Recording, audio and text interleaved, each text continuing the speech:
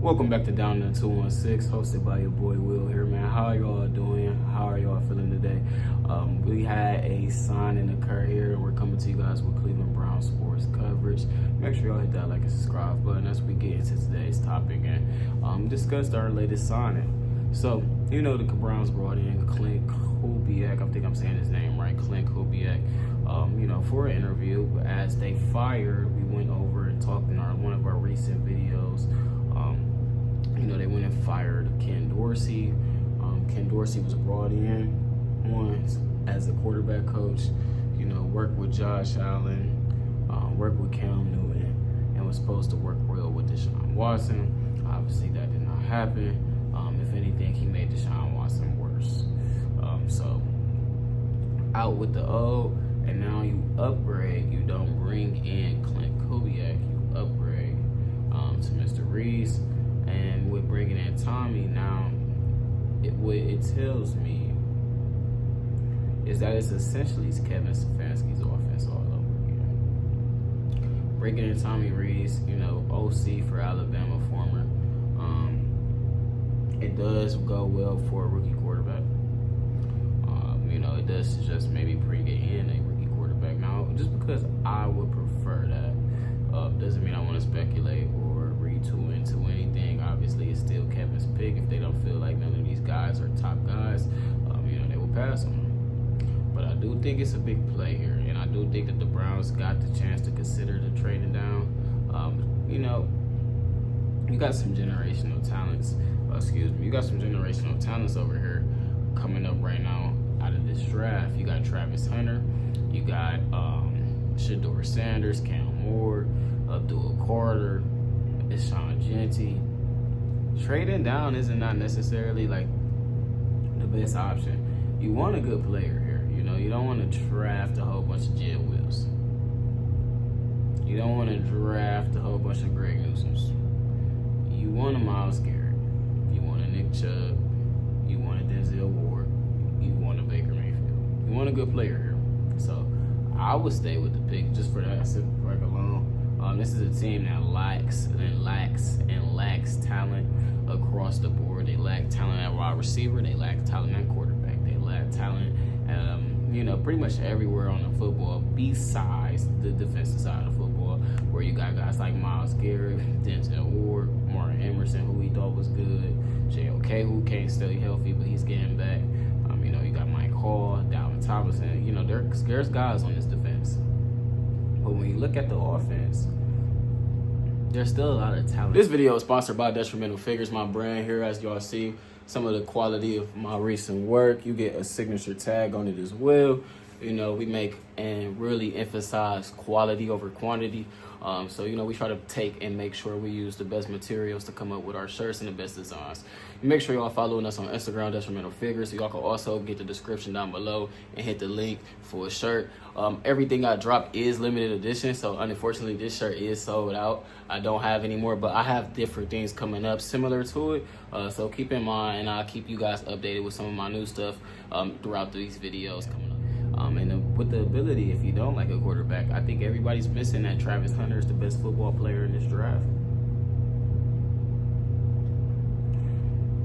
You got the opportunity to take Travis Hunter, Shedeur Sanders, Cam Ward, Abdul Carter. One of those four guys. Do you trade out of that scenario?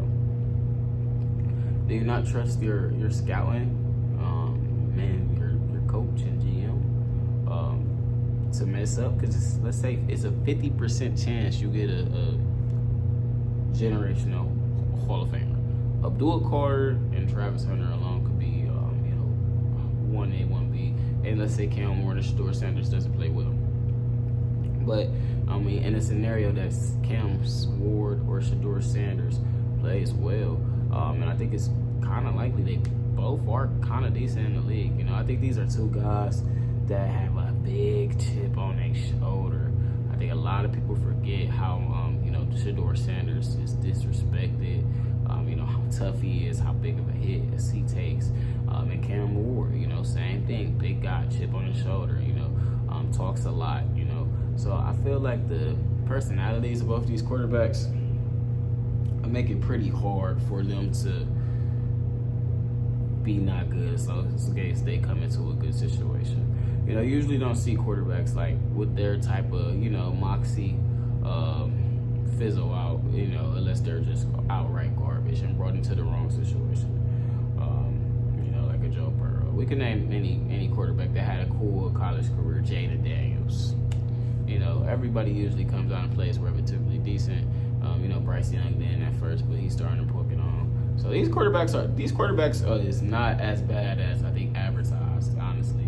You know, we got a good year for Bryce Young, we got a good year for Baker Mayfield, we got a good year for Jordan Love,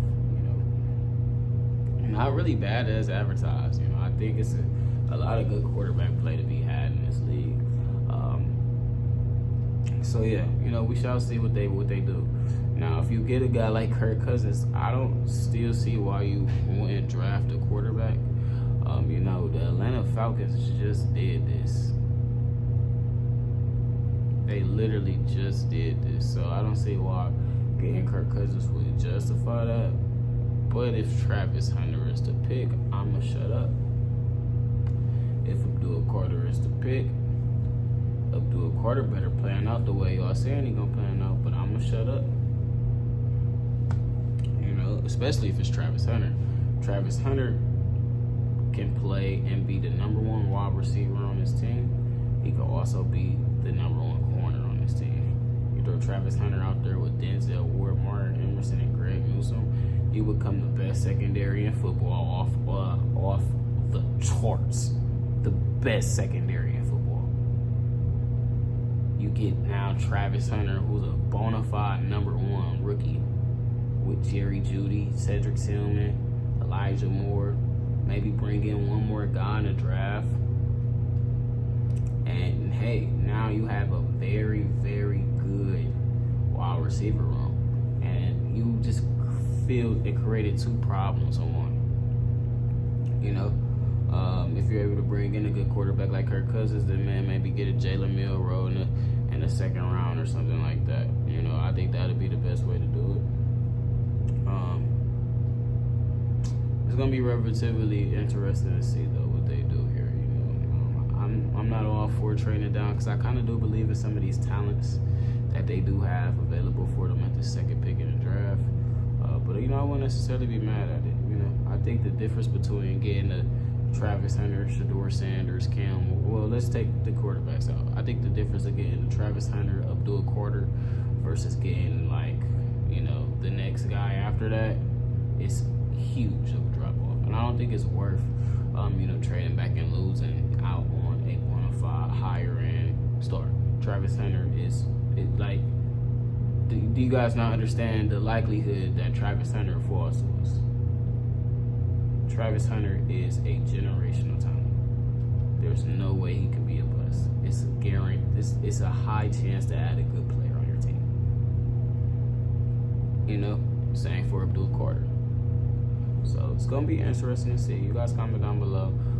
You know, how do you feel about this signing? How do you feel about Kevin getting back into play calling and running the show here with the offense? It looks like Kevin's gonna pick his guy, which would make me believe that, like, we gotta kind of think about it. You know, I know Shedeur Sanders gets slack, and I would rather have Cam Moore maybe, but the money and the attention that bringing in Deion Sanders' son is going to create for a city like Cleveland is going to be astronomical. So, we shall see. We shall see. Now my camera just died, but y'all, make sure y'all have a good time and a good night. Hopefully my stuff turned on by the end of this video, but make sure y'all have a good time and a good night. It's your boy Will. Comment down below how y'all feel about this. I'm out. Peace.